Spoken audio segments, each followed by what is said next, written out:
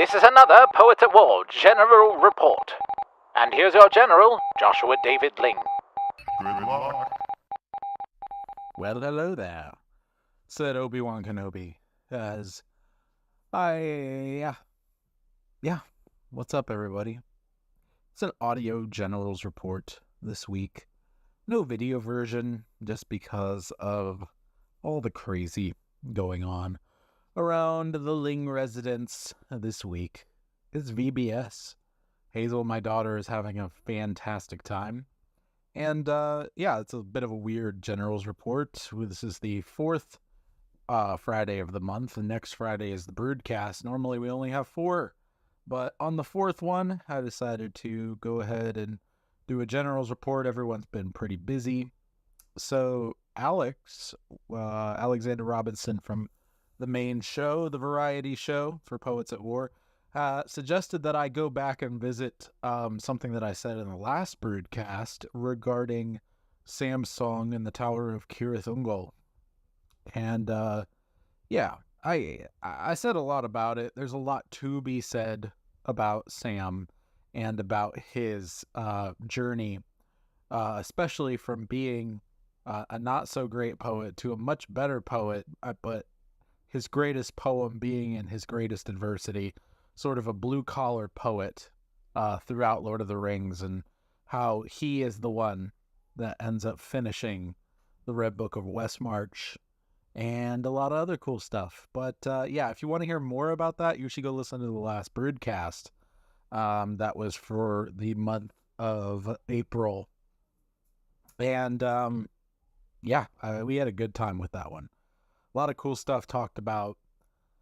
But he wanted me to revisit the song because I sang it to a tune that I believe Howard Shore purposed for this song.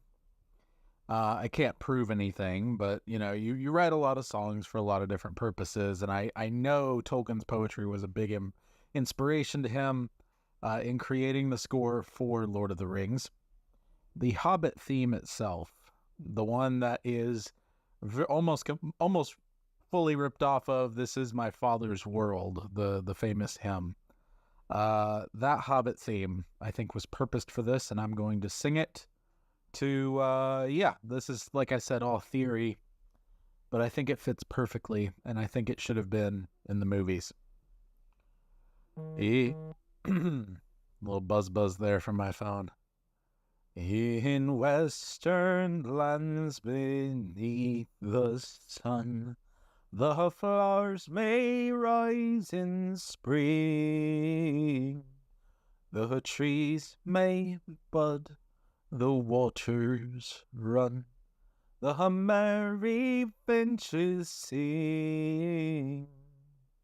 Or there may be 'tis cloudless night, and swaying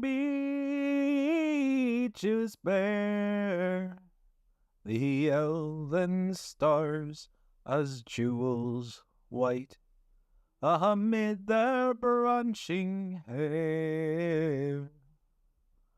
Though here at journey's end I lie, in darkness buried deep, beyond old towers strong and high, beyond old mountains steep, above all shadows rides the sun, and stars forever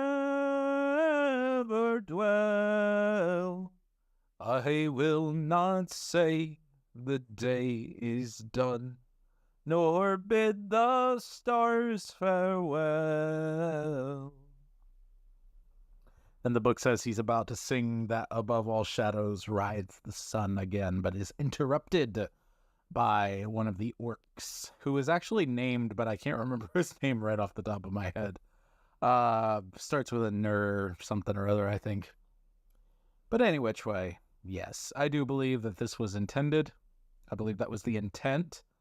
Especially given Tolkien's prose before this song, explaining that this was an old folk tune and he just made up the words on the spot, and was processing his grief at possibly losing Frodo. But of course, that song and the orc coming down was the reason he didn't stay lost. So, very interesting stuff in Tolkien's story as usual. There you are, Alex. There's the song again in a much shorter format. You can clip it. You can do as you please. I may clip it for some later, what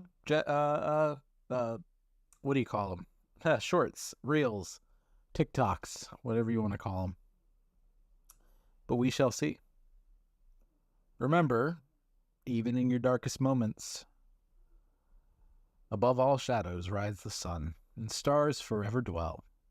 I will not say the day is done, nor bid the stars farewell. Be your family's bard, do not turn to the right or to the left, and the Lord will be with you wherever you go. We'll see you next time in the trenches on Poets at War. Of song said the warrior bard, though all the world betray thee, one sword at least thy right shall